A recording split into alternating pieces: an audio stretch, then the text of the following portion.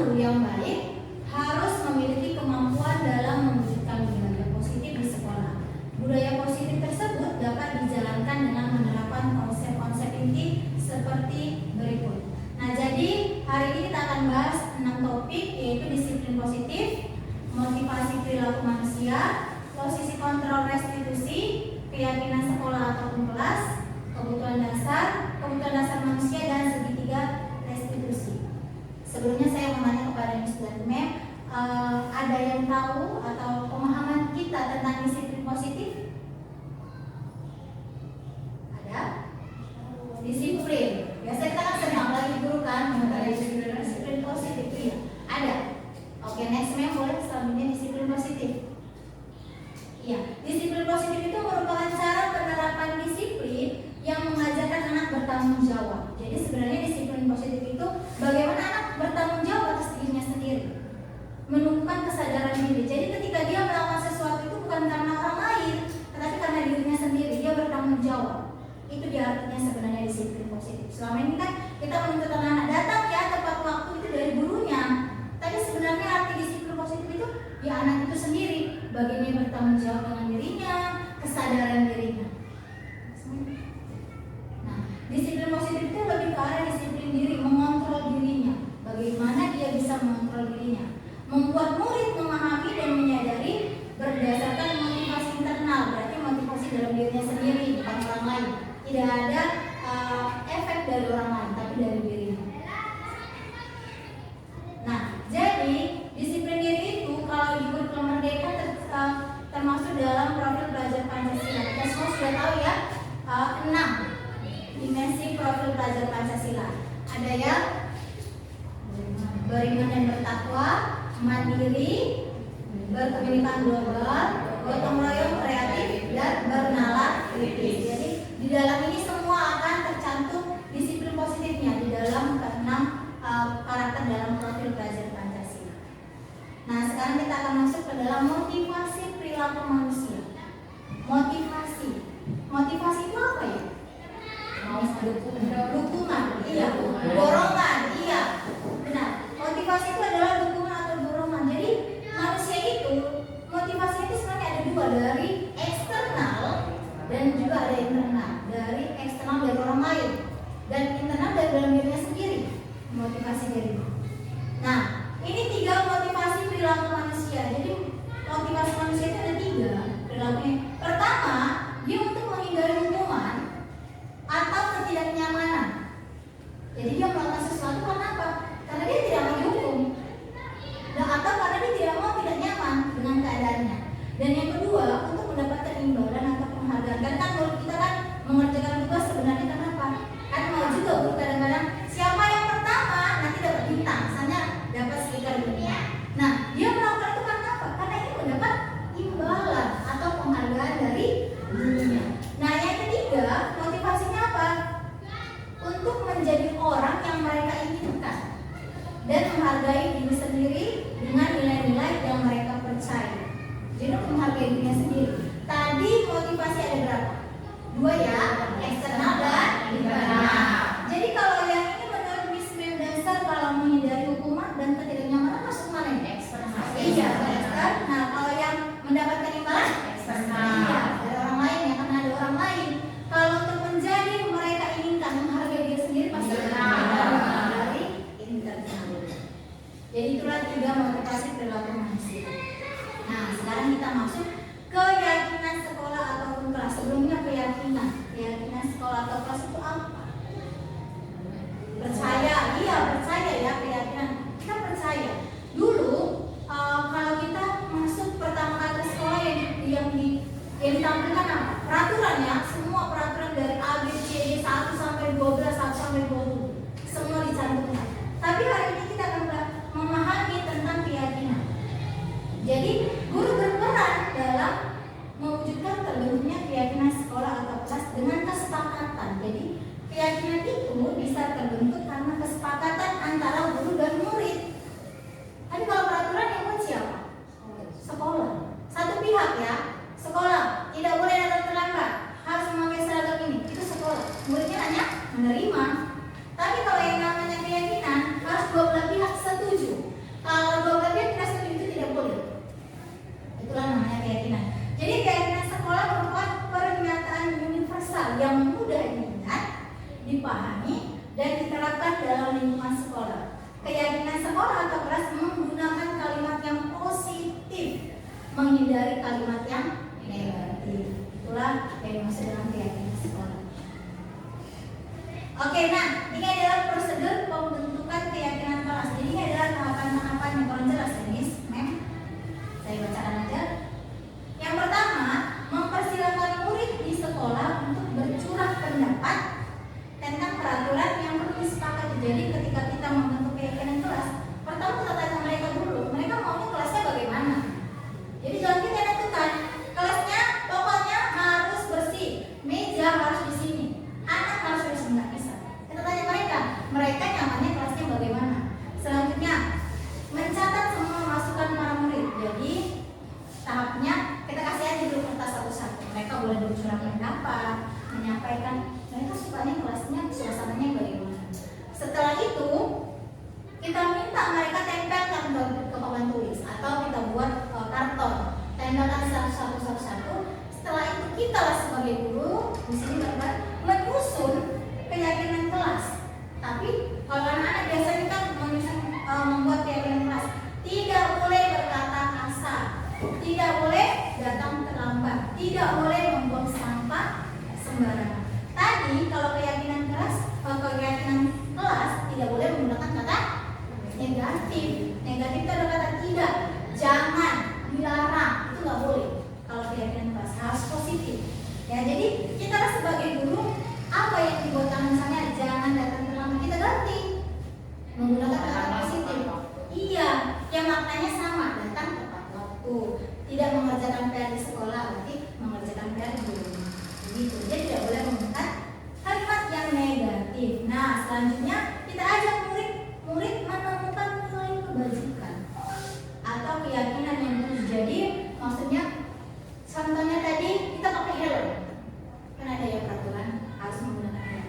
Menurut Miss Mendasar itu gunanya apa, nilai yang bisa kita dapat? Untuk apa? Iya, sebenarnya nilainya untuk keselamatan ya, keselamatan kita. Jadi pakai helm berkendara sebenarnya bukan karena untuk biar tadi ditilang, bukan, tapi untuk keselamatan diri. Jadi kita temukan nilai apa yang akan terkandung dari keyakinan kelas itu. Kita aja anak berdiskusi. Contoh, mengerjakan tugas di rumah. Nilai apa yang terkandung? Berarti iya, bertanggung jawab. Menjaga kebersihan kelas berarti bertanggung jawab. Kalau datang tepat waktu nilai apa? Iya, disiplin. Jadi kita ajak. Jadi ketika sudah disiplin, dia gak hanya kalau kita bilang datang tepat waktu. Berarti kalau istirahat bolehlah. Nah, baliknya ke kelas bebas. Enggak. Kalau disiplin kan sangat luas ya. Datang tepat waktu, pas pertama masuk, setelah istirahat balik lagi ke kelas dengan tepat waktu. Makanya kita harus menemukan nilai kebajikan yang universal. Nah, yang kelima, setelah keyakinan sekolah atau kelas selesai dibuat, maka semua warga kelas dipersilakan meninjau ulang dan menyetujuinya. Jadi setelah kita susun, kita tanya anak-anaknya, ini gimana dari yang semua ini? Ada nggak yang nggak setuju? Atau ada nggak yang perlu kita ganti? Kalau dia setuju, biasanya kalau kelas tinggi bisa dibuat dengan membubuhi tanda tangan. Tapi kalau kelas rendah biasanya kasih aja emoticon, senyum tempelkan, kasih 2 emoticon kan, bisa senyum atau cemberut. Kalau dia setuju tempelkan, semua setuju berarti senyum. Kalau cemberut berarti ada yang tidak setuju. Kalau tidak setuju nggak boleh kita pakai, kita perbaiki. Apa yang dia tidak setuju? Maunya bagaimana? Nah, setelah itu, setelah kita tinjau, kita ajak mereka menyetujui, kemudian selanjutnya hasil dari keyakinan kelas itu kita tempel di kelas. Kita tempel di tempat di mana mereka bisa melihatnya kapan saja. Tapi kalau keyakinan kelas ini nggak seperti peraturan, jangan kita buat satu harus ini, kita buat semenarik mungkin dengan gambar yang lucu. Jadi ketika mereka melihat, mereka tak merasa seperti dihukum ketika melanggar itu. Kalau peraturan kan kalau melanggar dihukum. Tapi kita kemudian ya, kan apa aku yang buat kesepakatan ini, aku juga yang melanggar. Pasti dia malu. Tapi kalau peraturan dari kita, kamu yang buat. Ya udahlah hukumlah aku gitu. Tapi kan kamu yang buat kesepakatan, kamu yang nyetujui. Kenapa kamu melanggarnya? Gitu. Jadi kita buat keyakinan kelas itu dengan yang lucu, yang menarik. Gitu. Oke, video proses pembentukan keyakinan kelas 1A. Jadi saya sudah mempraktikkan yang di kelas 1A, bagaimana proses membuat keyakinan kelas. Saya akan putarkan videonya.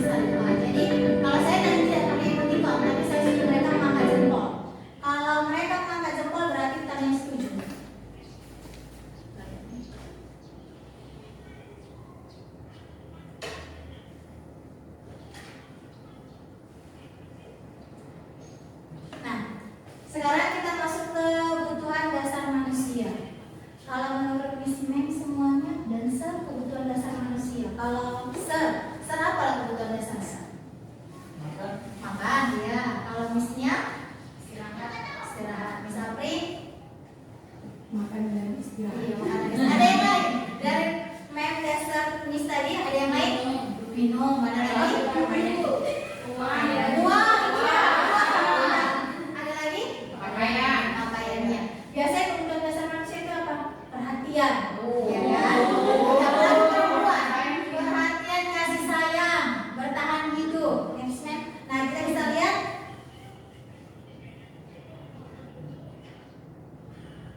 Nah, kebutuhan dasar manusia. Ketika seorang murid melakukan perbuatan yang bertentangan dengan nilai kebajikan, maksudnya ketika murid itu melanggar peraturan, pasti karena ada kebutuhan yang tidak terpenuhi. Itu sebenarnya. Jadi kan kadang kita guru salah murid kita bilang sini. Kenapa kamu terlambat? Sana, ikuti siapa? Begitu. Padahal sebenarnya kita harus tahu apa kebutuhan dasar yang tidak terpenuhi. Bisa jadi di rumah ada kebutuhan yang tidak terpenuhi. Nah, jadi kebutuhan dasar manusia next boleh? Iya, ini sebenarnya kebutuhan dasar manusia. Yang pertama bertahan hidup. Selanjutnya kasih sayang dan rasa diterima, penguasaan, kebebasan, dan kesenangan. Ya, jadi ini adalah 5 kebutuhan dasar manusia: bertahan hidup, kasih sayang dan rasa diterima, penguasaan, kebebasan, dan kesenangan. Jadi kalau misalnya murid kita ada melakukan pelanggaran, pasti salah satu dari sini tidak terpenuhi. Begitu. Nah, studi kasus. Saya bacakan ya, Miss Mem. Ibu Gusti, guru kelas 1A, sedang pusing. Sebenarnya namanya saya hadapi. Menghadapi salah satu muridnya bernama Revan. Beberapa anak mengeluh bahwa Revan sering meminta jajan temannya secara paksa. Di lain sisi, Revan selalu dibekali nasi oleh ibunya. Menurut Anda, apa kira-kira yang mendasari Revan melakukan itu? Menurut Miss Mendasar, dia ada nasi, tetapi dia sering meminta jajan teman. Itu kenapa ya? Karena dia tidak punya jajan. Karena dia tidak punya jajan. Ada yang lain? Oke, yang pertama berarti pengen diperhatikan gitu ya. Oke, ada lagi Miss Mem? Mungkin dia pengen merasakan jajan ke kantin. Oh, pengen jajan ke kantinnya ya. Oke. Mem, lanjut. Iya, ada alasan Revan. Ini alasan pertama, karena dia bosan dengan bekal nasi yang dibawakan oleh orang tuanya. Kadang anak-anak itu kan, apalagi anak-anak yang kita SD, dibawakan bekal nasi sama orang tuanya. Sering dia minta jajan temannya. Kenapa? Dia bosan. Karena pada dasarnya dia ingin mencoba seperti yang temannya miliki. Jadi dia pengen punya kebebasan memilih menu. Kadang orang tuanya ini ya, kamu harus bawa nasi. Dia tidak diberikan kebebasan untuk menentukan menunya. Kamu mau apa hari ini? Membawa bekal apa? Tidak ditanya di rumahnya. Tapi ini bekal nasi. Jajan sama aku di keluarga boleh. Memang alasannya kalau kesehatan. Tapi yang namanya anak-anak, dia juga butuh kebebasan memilih apa yang dia mau. Jadi kadang dia paksa temannya minta jajannya. Kenapa? Karena dia merasa itu aja menunya nasi. Sementara temannya kadang jajan, kadang bawa nasi. Dia pengen seperti temannya. Next, Mem. Nah, alasannya yang kedua, tadi seperti kata Memayu ya, kadang mereka ingin butuh perhatian dari temannya. Kadang ada anak yang sulit bergaul dengan temannya, tapi caranya salah. Dia melakukan apa? Pelanggaran dengan cara itu mengganggu teman. Biasanya begitu ya. Kenapa? Karena ketika dia salah, dia dilaporkan kepada guru. Guru memanggil dia. Gurunya berkomunikasi dengan orang tua. Pasti orang tuanya manggil, kamu kenapa? Dia jadi merasa, oh jadi diperhatikan. Aku ditanya. Biasanya mungkin dia tidak pernah ditanya di rumah. Jadi alasan kedua, mungkin dia kurang perhatian, kurang rasa diterima oleh teman-temannya. Next, Mem. Yang ketiga, dengan yang dia lakukan, temannya jadi takut dikasih. Dia merasa, oh aku punya kekuasaan. Kadang sepertinya anak-anak seperti ini, kita sebagai guru, kita kasih beban di dalam kelas untuk dia. Bebannya apa? Mungkin bisa jadi pengurus kelas. Ada anak-anak yang pengen memiliki kekuasaan. Jadi karena dia tidak bisa menyalurkannya, dia salurkan kepada temannya. Ketika temannya memberi apa yang dimintanya, dia merasa dia berkuasa. Jadi kita sebagai guru kalau menemukan kasus seperti ini, kita bisa beri dia beban dalam kelas. Mungkin keamanan, ketertiban. Kamu ya, jaga nanti kelas. Jangan ada temanmu begini. Jadi ini adalah 3 kemungkinan alasan si Revan kenapa dia meminta paksa jajan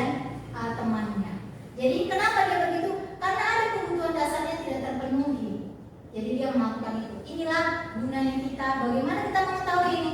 Caranya dengan komunikasi, menjalin komunikasi dengan peserta didik kita untuk mengetahui kebutuhan dasar apa yang tidak terpenuhi di dalam diri.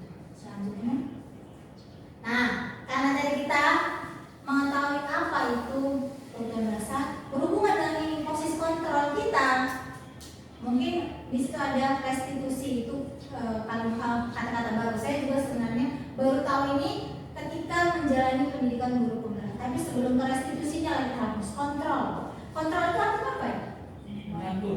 Mengatur, menahan, atau kendali ya. Kendali ya. Berarti di sini posisi kontrol, posisi kendalinya. Kendali siapa? Guru. Kita sebagai guru ada posisi kendali kita. Nah, jadi sebenarnya kita sebagai guru ada 5 posisi kita. Sebagai penghukum, sebagai pembuat merasa bersalah, sebagai teman, sebagai pemantau, atau sebagai manajer. Jadi ada 5. Kira-kira dari kita, gimana posisi kita saat ini? Teman. Iya, mungkin ada yang jadi teman, ada yang jadi penghukum, ya kan? Ada yang jadi pembuat merasa bersalah, ada pemantau dan manajer. Baik, selanjutnya, Mem. Nah, ini adalah tabel 5 posisi kontrol. Kalau mungkin kurang jelas saya jelaskan saja. Kalau penghukum biasanya lebih menghardik, mengancam. Kau kalau ngasih offer ya, itu biasanya itu menghukum. Dia nggak mau tahu alasannya apa, yang penting kamu tidak melakukan itu ada hukuman. Yang kedua sebagai pembuat merasa bersalah. Kamu nggak kasih yang sama Mem, tadi lo udah dijelaskan. Kamu yakin aja, kan dia merasa bersalah. Kamu nggak kasih dia sama orang tua itu, dan mengatakan kamu nggak dekatkan guru. Nah, itu orangnya merasa bersalah kan? Kita buat dia merasa bersalah. Orang tuanya udah kerja, aku nggak mendengarkan guru. Jadi dia merasa bersalah. Kadang kita sebagai guru mau gitu kan? Kita buat murid kita merasa bersalah. Kemudian sebagai teman. Kalau sebagai teman itu biasanya kita komunikatif sama anak kita. Seperti teman yang, ayolah, kau kerjakanlah ini, jangan mas sekali. Itu biasanya teman. Lebih dekat kepada peserta didik. Ke pemantau. Kalau pemantau ini biasanya dia hanya melihat, guru melihat. Kamu udah kau kerjakan. Kalau guru nanti kau kerjakan di sini ya, mem tunggu. Nah, itu dia hanya memantau pekerjaannya. Manajer. Nah, satu lagi adalah manajer. Saya juga baru tahu setelah guru penggerak ini manajer. Apa sih guru sebagai manajer? Kalau kelima itu kayak keempat tadi kayaknya ya udah biasa gitu ya. Manajer. Ternyata sebagai manajer itu disitulah kita berkomunikasi dengan sangat baik dengan peserta didik kita, mencari solusi. Tapi solusinya bukan dari kita. Kita ajak dia, menggali dia menemukan solusinya sendiri dari masalah yang dia buat. Next, Mem. Jadi dari kelima posisi kontrol guru yang paling baik itu adalah sebagai manajer. Ya, karena guru berbuat sesuatu bersama murid, mempersilakan murid mempertanggungjawabkan perilakunya dan mendukung murid agar dapat menemukan solusi atas masalahnya.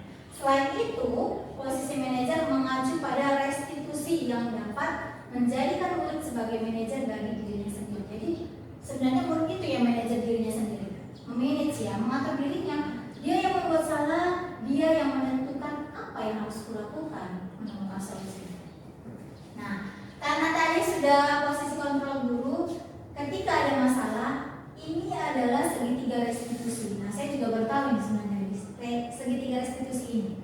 Ini adalah cara di mana guru dapat menyelesaikan masalah peserta didik. Jadi ada 3 tahapannya seperti segitiga. Yang pertama menstabilkan identitasnya. Jadi ketika anak berbuat salah, kita stabilkan dulu identitasnya. Yang kedua, kita validasi tindakannya yang salah. Kemudian menanyakan keyakinan. Jadi menanyakan keyakinan ini tadi penting yang kita membuat keyakinan kelas. Ini adalah kesinambungan ya. Jadi ketika dia membuat kesalahan, kita tanya keyakinan kelas mana tadi yang sudah kamu langgar, yang kita sepakat. Nah, sekarang kita bahas tentang menstabilkan identitas. Menstabilkan identitas dilakukan dengan prinsip bahwa melakukan kesalahan adalah bagian dari proses pembelajaran. Jadi sebenarnya kalau menstabilkan identitas ini, kan kita tadi sudah merasa dia salah. Bagaimana kita angkat perasaan itu dari rasa merasa dia gagal karena melakukan kesalahan menuju sukses dengan cara kalimatnya manusia itu memang yang sempurna. Membuat kesalahan itu manusiawi, tapi bukan berarti kita membenarkan kesalahannya. Kita hanya memaklumi, karena semua orang berbuat salah. Kita maklumi dia salah, tapi tidak membenarkan. Jadi kita buat kalimat begini, nggak apa-apa, manusia itu memang tempatnya salah. Biar apa? Dia tidak down. Ketika dia salah itu lakukan salah. Nah, dia merasa tidak ada harga dirinya begitu. Kita stabilkan identitasnya. Nah, inilah kata-kata yang sering digunakan. Berbuat salah itu hal yang manusiawi. Tidak ada manusia yang sempurna. Kita pasti bisa menyelesaikan permasalahan ini. Nah, sekarang kita validasi tindakan yang salah. Ketika kita sudah mengatakan kalau berbuat salah itu manusiawi, pasti dia pada perasaan ya, mentulis sudah mengerti, guru-guru sudah mengerti. Jadi ketika kita tanyakan kelakuannya, menurut kamu kan salah. Apa alasannya? Kita gali, kita tanya, apa masalahnya? Jadi validasi tindakan itu berprinsip bahwa perilaku berupaya memenuhi suatu kebutuhan. Jadi ini alasannya. Setiap anak melakukan kesalahan karena ada alasannya. Kenapa alasannya? Karena tadi kebutuhannya tidak terpenuhi. Jadi kita tanya dulu. Nah, kata-kata yang sering digunakan ini, kamu pasti punya alasan mengapa melakukan. Contoh terlambat, ya kan? Kenapa terlambat? Pasti kamu ada alasannya kan? Kemudian apa yang penting bagi kamu? Yang ketiga, mau kan kamu belajar cara yang lain untuk mendapatkan yang kamu butuhkan tanpa harus memukul. Biasanya kan yang melakukan perasaan. Kita tanya dia, apa yang harus kita lakukan next? Nah, sekarang kita tanyakan keyakinan. Setelah dia sudah mengakui alasannya apa, kita tanyakan keyakinannya. Dari perlakuan kamu, yang manalah keyakinan tadi yang sudah kamu langgar? Apakah kamu tidak tertib? Apakah disiplin tadi yang kamu langgar? Nah, kita tanyakan keyakinannya. Karena dia yang membuat peraturan, pasti dia tahu, dia bisa jawab. Karena itu berdasar dari mereka dan untuk mereka. Kita tanya.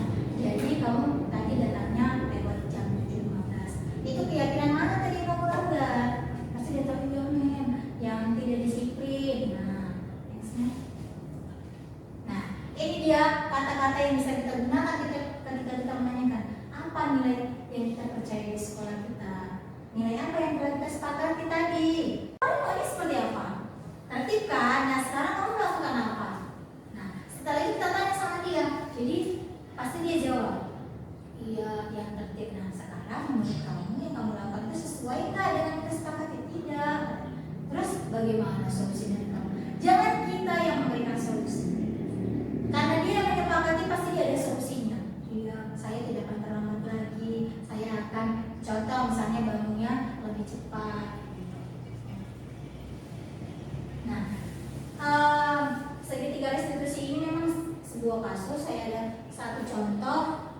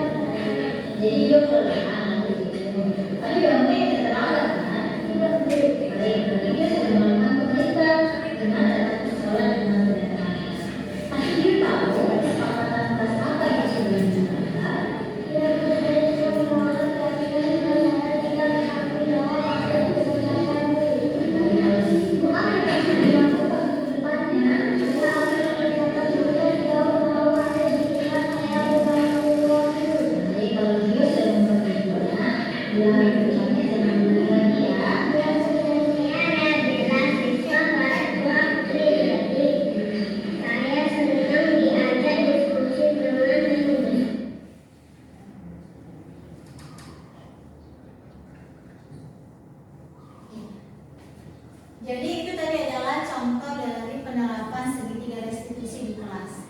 Jadi ketika anak itu salah, jangan kita langsung hakimi dia di depan teman-temannya. Biarkan aja dia melakukan aktivitas seperti temannya. Nanti ketika contoh jam istirahat, kita panggil dia.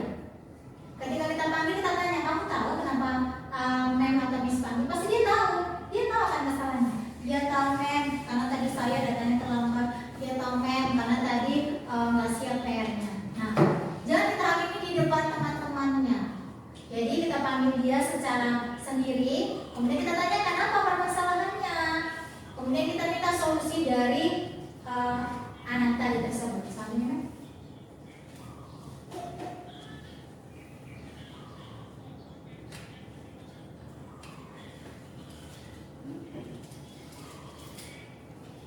Nah, jadi ini adalah 6 dari topik kita yang akan menghasilkan budaya positif. Jadi dari keenam ini. Jadi yang pertama sekali yang harus kita lakukan adalah apa? Keyakinan kelas. Itu yang pertama kali langkahnya. Apalagi ini sudah akhir semester. Nanti di awal semester, Miss, Mem atau Sen sudah bisa membuat keyakinan kelas dengan murid-muridnya itu di awal. Setelah itu, setelah membuat keyakinan kelas, ketika ada masalah, mereka melanggar keyakinan kelasan itu, tanya kebutuhan apa yang tidak terpenuhi dalam dirinya. Setelah itu, kita sebagai guru menentukan posisi kontrol kita, apakah sebagai penghukum atau sebagai manajer tadi. Tapi yang terbaik adalah sebagai manajer. Nah, terakhir, ketika kita sudah menentukan posisi kita menyelesaikannya, kita ajak dia menyelesaikannya dengan segitiga restitusi, di mana dia bertanggung jawab dengan dirinya, dia sendiri yang akan menemukan solusi atas permasalahan yang dia lakukan. Baik, nah itu adalah materi yang saya dapatkan dari pendidikan guru penggerak. Nah sekarang untuk Miss Mem atau Sir yang mau bertanya, yang mau memberikan saran atau ada yang kurang paham, saya akan menjawabnya sesuai dengan pemahaman saya. Saya persilakan, ya, kepada Miss. Oke, Mem. Di materi tadi kan ada pembuatan keyakinan kelas, tidak bisa menggunakan kalimat positif kan? Negatif. Ya. Menggunakan kalimat negatif. Nah, misalnya kalau kita menggunakan kalimat negatif, apa dampaknya yang terjadi? Terima kasih kepada Miss Sapri. Ya kalau peraturan biasanya pakai kalimat negatif ya. Dilarang buang sampah sembarangan, jangan menginjak rumput, jangan memetik bunga. Kenapa kita tidak menggunakan kalimat negatif? Karena biasanya kalau ada kata jangan menginjak rumput, yang mereka ingat menginjak rumputnya itu yang mereka ingat. Jadi menginjak rumput. Sama contohnya seperti sekarang saya katakan sama Miss Darina, jangan bayangkan gajah. Pasti dibayangkan ada gajahnya kan? Nah, ada gajahnya. Padahal saya bilang jangan dibayangkan. Walaupun ada kata jangan, tapi gajahnya itu nggak bisa lepas. Makanya tidak boleh menggunakan kata negatif. Sama seperti juga sering kita lihat di apa namanya di internet atau apa. Jangan buka website ini. Nah, semakin penasaran kita apa rupanya di dalam ini. Jadi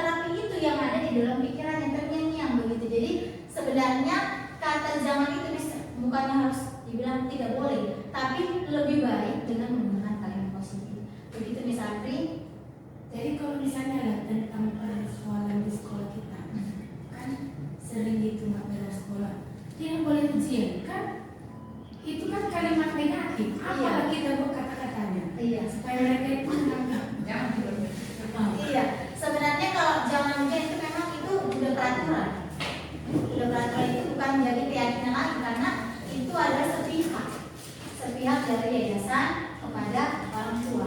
Karena itu bukan merupakan keyakinan. Tapi kalau keyakinan tadi kesepakatan. Kalau kita bilang sama orang tua murid, kalau misalnya tidak bayar uang sekolah, tidak bisa ujian, pasti nggak ada yang sepakat. Makanya memang itu bisa, karena itu bukan keyakinan, itu peraturan. Beda sama keyakinan tadi. Ya, kalau ada orang tua.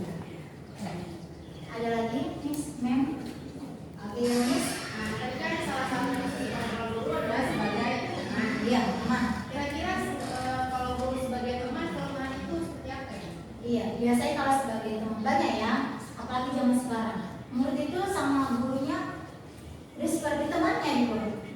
Sebenarnya baiknya ada dekat dengan muridnya, dekat dengan gurunya. Tapi ketika kita sebagai guru tidak memenuhi, misalnya teman kan kita ayolah seperti teman ya, saya ayo kita kesini yuk, ayo, bisa teman gitu.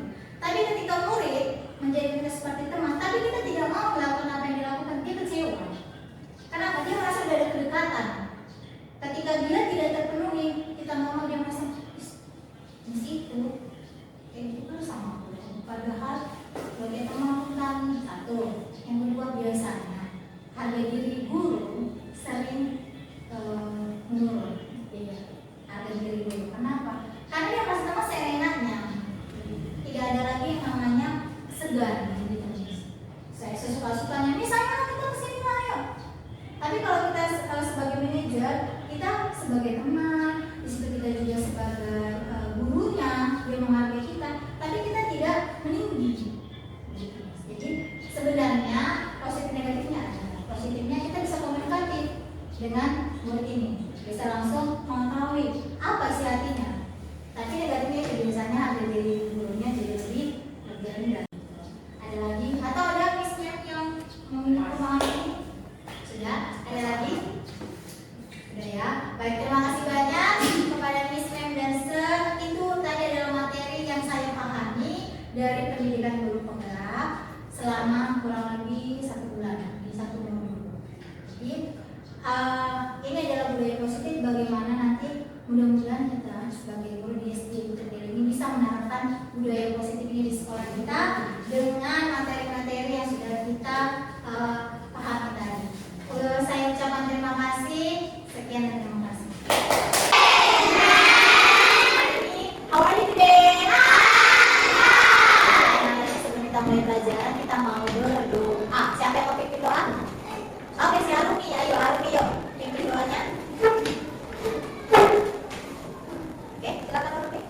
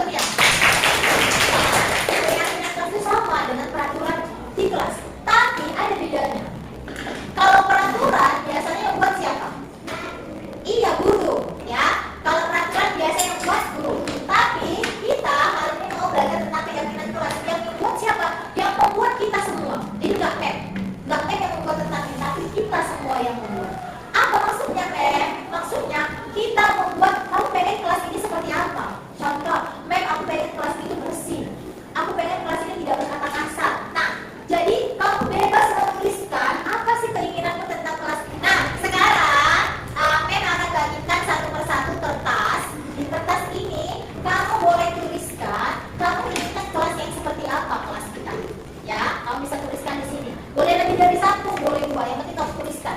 Nanti setelah kamu tulis, kita akan tempel satu persatu di papan tulis. Kemudian kita akan lihat, ya, kita akan lihat apa-apa saja yang kita inginkan di dalam kelas. Paham?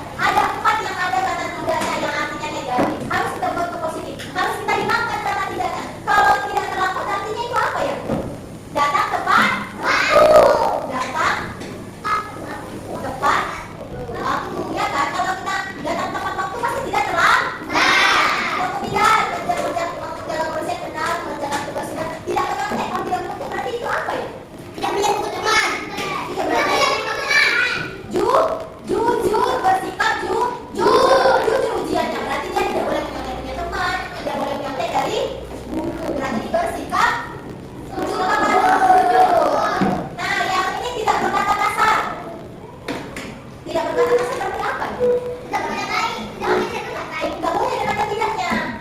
Berarti harus sopan dan hormat. Harus sopan, kata yang sopan. Kemudian harus hormat. Harus dihormati juga teman kita. Permisi ke toilet, dengarkan dulu. Tidak membuang sampah sembarangan. Nah, tidaknya nggak boleh. Berarti kalau tidak membuang sampah sembarangan berarti harus sampah ke tempatnya. Iya, buang sampah pada tempatnya. Buang sampah pada tempatnya. Nah, ini adalah kesepakatan kelas kita. Setuju? Setuju kalian datangnya tepat waktu? Menjaga kebersihan kelas? Setuju mengerjakan tugas? Setuju bersikap jujur? Setuju sopan dan hormat? Setuju permisi kalau ke toilet? Mendengarkan guru setuju? Yang terakhir, buang sampah pada tempatnya. Setuju? Nah, dari semuanya ini kita membuat urutan ke dalam nilai. Ada nilainya. Contoh, kalau nomor 1 ini tidak terlambat, berarti artinya apa? Iya, berarti dia harus apa itu? Disiplin. Iya, harus disiplin kan? Disiplin itu datangnya tepat waktu. Siang istirahat ke kelas harus tepat waktu. Kalau yang kedua menjaga kebersihan. Itu tidak bertanggung jawab.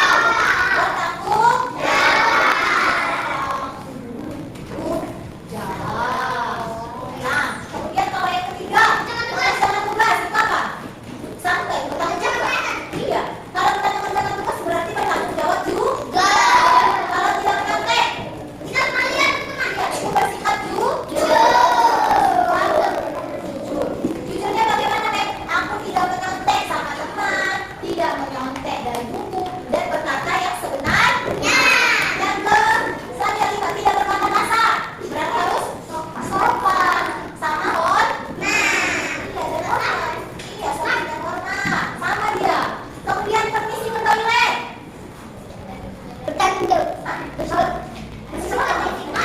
Iya, kalau ke toilet kamu bikin aja. Itu artinya tidak apa? Berarti kalau permisi ke toilet artinya sopan sama dia. Iya, benar sama santun. Kemudian mendengarkan guru. Kalau yang menjelaskan, kamu dengarkan. Artinya kamu iya, bisa juga dengan tertib di kelas. Kemudian udah yang terakhir, tidak membuang sampah sembarangan. Tidak bertanggung jawab. Tidak minta bertanggung jawab. Berarti ada 5 kesepakatan kita. Ini dia yang 5. 1, baca tulis Inggris. Nomor 1, nomor 2, ketiga, keempat, nomor 5. Kita setuju ini kesepakatan kelas kita.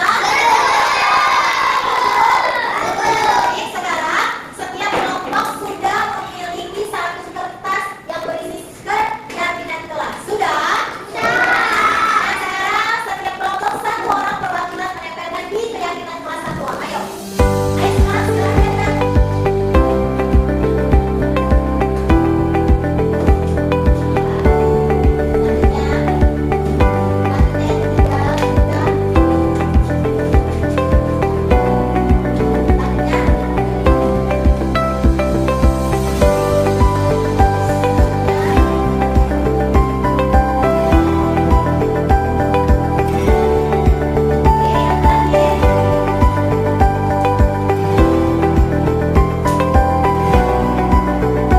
Sekarang ini adalah keyakinan kelas 1A. Sama-sama kita baca dari mulai yang di atas. 1, 2, 3, ya.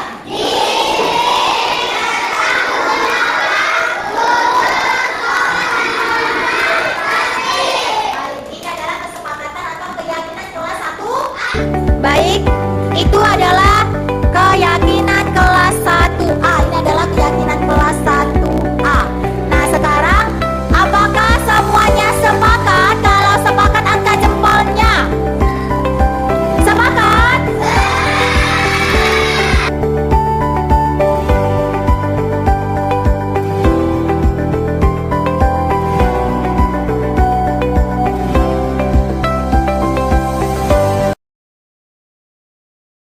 Tahu kenapa Mem panggil ke sini?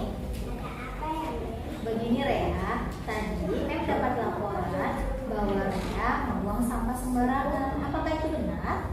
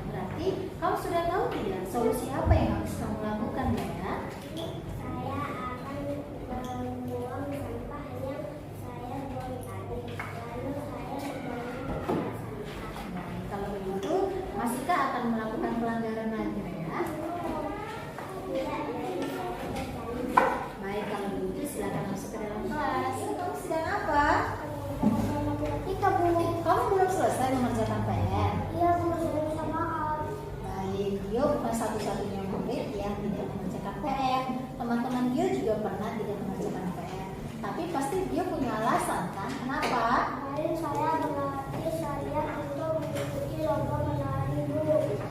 Saya lupa menggunakan PR. Jadi dia kelelahan lalu tidur. Tapi bangunnya tidak terlambat kan? Tidak, Bu.